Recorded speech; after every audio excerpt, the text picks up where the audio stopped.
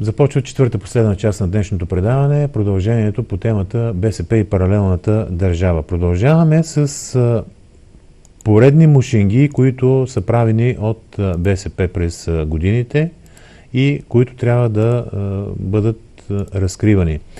Масовата приватизация. Трябва да признаем на един от днешните, така да кажем, демиурзи на тези метежи, които се случват, Александър Томов, бивш вице-премиер в правителство на Димитър Попов, който в едно свое интервю разкри нещо, което е самата истина, че една от най-големите, ако не е най-голямата далавера на прехода, е тъй наречената масова приватизация, която, представете си, БСП я представяше едва ли не и като социална приватизация, нещо, което няма нищо общо с истината. И аз тук искам само няколко неща да кажа. Една от знаковите фигури, която представлява и описва общо какви бяха резултатите от масовата приватизация, това е ето този човек, който в момента е с много сериозни обвинения, намира се в следствения арест. И сега, тук аз бих искал да кажа, погледнете този човек, Николай Банев. Този човек, цялата му кариера е от комунистическо, комсомолско естество. Започнал е като такъв, баща му, който почина, и той наскоро беше кадрови служител на първо главно управление на ДС. Комсомолски кадър, човек на тази шайка БСП, преди това БКП, която е създателя на всички тези те наречени олигарси в България. Задавам най-простички въпрос, който би могъл да се роди в главата на всеки, ако той е непредубеден и търси истината. Ако тези хора са от едната страна, тези, които са им повдигнали обвинения, които за пръв път за тия 30 години са започнали една много сериозна кампания за изчистване на тия авгиеви обори от приватизационни мушинги, от всякакви източване на пари, пък закриване на предприятия, пък проблемни приватизации. Вие на коя страна заставате? Аз 100 пъти съм говорил с хора по улицата, които ме питат и ми задават въпрос кога ще се оправим. Ами ще се оправим, когато застанем на страната на този, който е подгонил тези, а не да излизате по улиците и да протестирате в подкрепа на черепа, картофа и не знам си какви разни други подобни елементи от андерграунда. Ето го същия той Николай Банев, една от във времената, когато беше така много нагъл и нахален. Нали видяхте какво казва в предишното интервю? Питат го за кризата, как му се отразила. Той казва, кризата ме свали от самолета на Майбаха. Това е социалистическата психология. Това е гавраджийското отношение към нас, българите, което всеки представител на тази партия проявява. Николай Банев на Бузлужа. Ето го този човек, той ясно описва към кои е. Как Корнелия Нинова бори паралелната държава, след като представителите на паралелната държава са тези хора, които сме съгласни всички. Този, който е започнал разследвания срещу тях, очевидно иска да бори, в случая Гешев и прокуратурата, паралелната държава. Корнелия Нинова иска оставката на Гешев, заставяйки на страната на онези, които къде платени, къде поради глупост, са въртят тегели по улиците, в момента останаха няколко десетки, разбира се, и искат оставката на Гешев. Даже коленопреклонно падаха на колена пред резидента, който оскверни институцията български президент. Това е толкова просто. Аз даже се очудвам, че изобщо се налага да обяснявам на който и да било нормален човек тези елементарни истини и това елементарно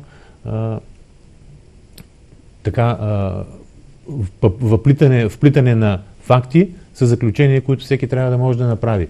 Друг човек, сега ще ви покажа един документ от архива на ЦК на БКП. Това е един доклад на член на ЦК на БКП, който ресора му е бил селското стопанство. Друг е въпросът какви неща пише, но погледнете фамилията долу на този знаков член на ЦК на БКП.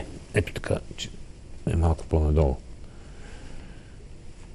Така, позната ли ви е тая фамилия?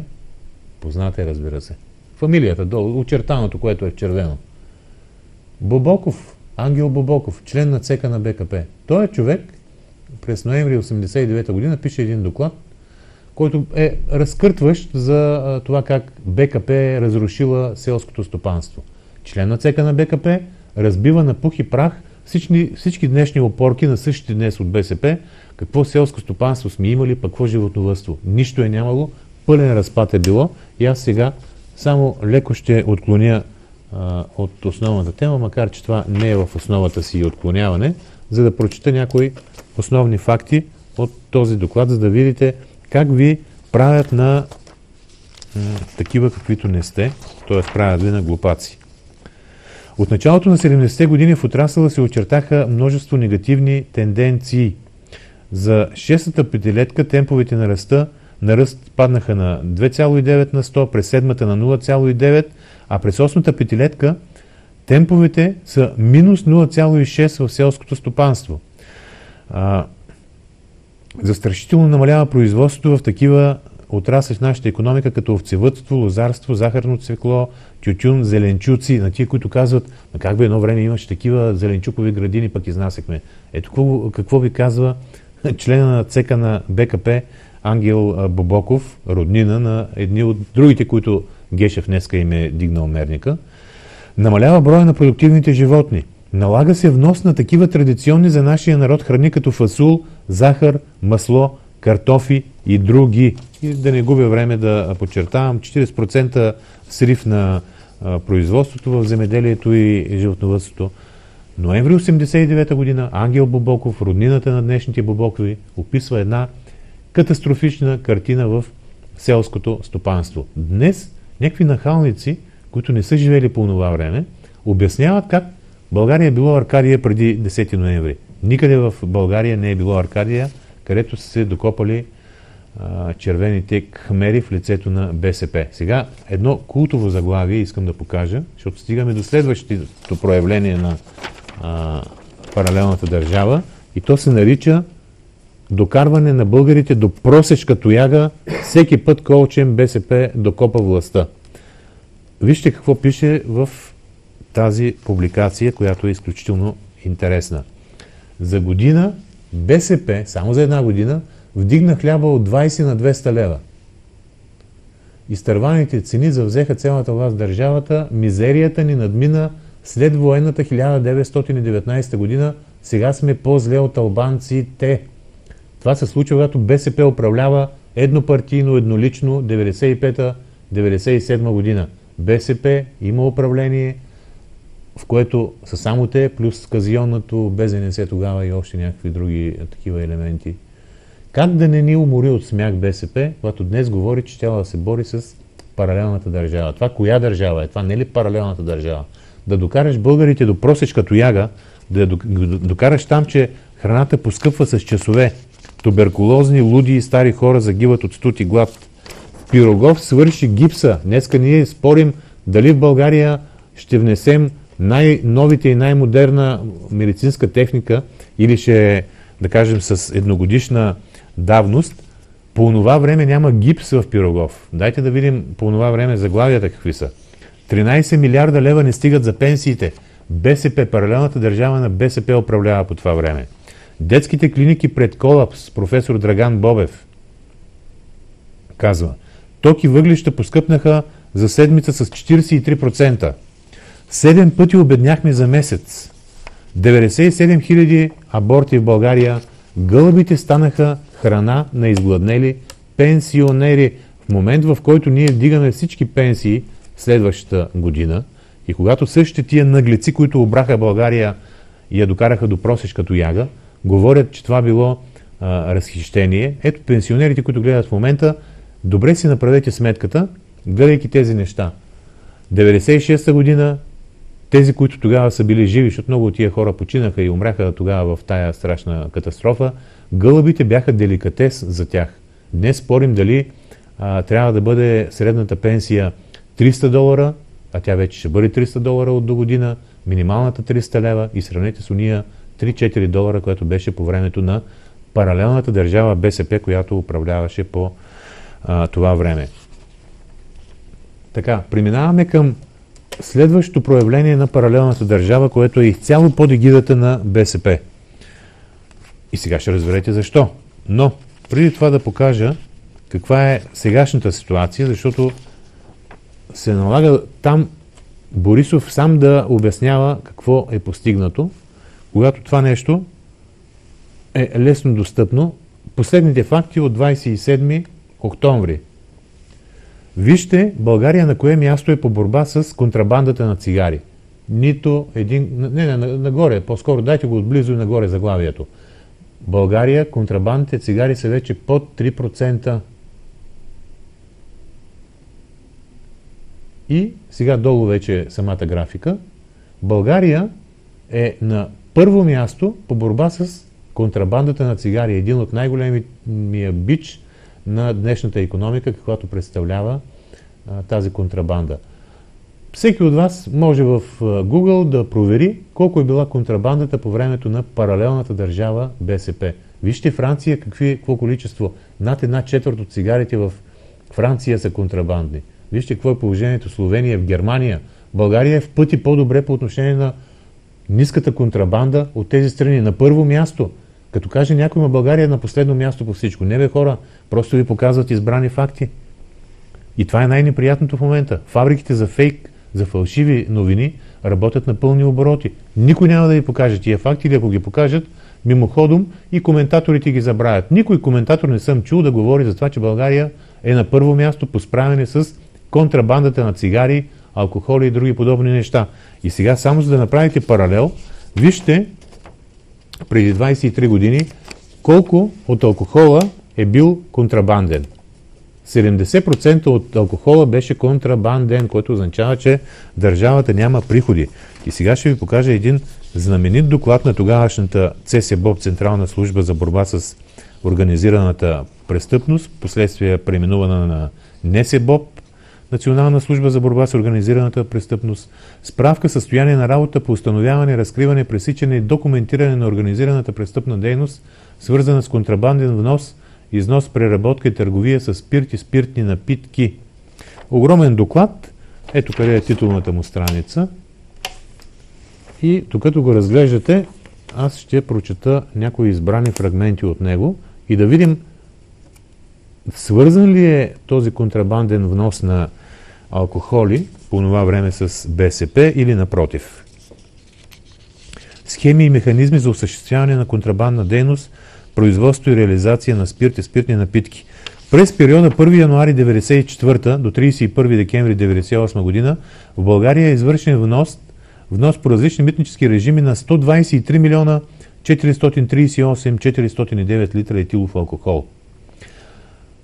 На редовен внос с учредени и заплатени митнически сборове е едва 30 милиона литра. Останалото количество е учредено при други различни режими, при които е отложено плащането на митни сборове и по-голяма част от дължимите суми са станали несъбираеми. Ето го това първично заключение на доклада на НСБОП от 1998 година за контрабандата на спирт. И сега в този доклад са написани кои фирми са се облагодетелствали. Ето, описани са схемите и пише: по този начин се облагодетелства пряко фирмата вносител SIS Industries ООД. Така, аз сега да попитам тази фирма SIS Industries на кого е? Има ли връзка с Миньо Стайков? Този Миньо Стайков разследва ли се от сегашната прокуратура и от този главен прокурор за първи и единствен път? И на него ли трябва да се иска оставката или на всички перекендета, които бяха и главни прокурори, и разследващи по ония години, и премиери, и с фундации, защото тази SIS Industries беше един от големите дарители на фундацията на другарката Елена Костова. И когато говорим за задкулисие, то се намира точно там, в тая синьо-червена сговорна мъгла, която и разпродаде София през 90-те години, и заедно крадеше. И затова днес безпартийната селесарка Корнелия Нинова оглавява БСП, а в същото време уж десни се притаили в дебрите на ляво либерализма и претендират, като Христо Иванов в едно интервю пред вестник Капитал преди месец и половина-два, че трябвало бизнеса да ги подкрепи. Кой бизнес? Он е, който преобърна морала с главата надолу и думата изобщо бизнес България и приватизация беше превърната в мръсна дума. Като говорим за БСП и връзката с тези хора, ето една знакова снимка. Миньо Стайков, който за рождения ден на агент Гоце му подари и ловна пушка.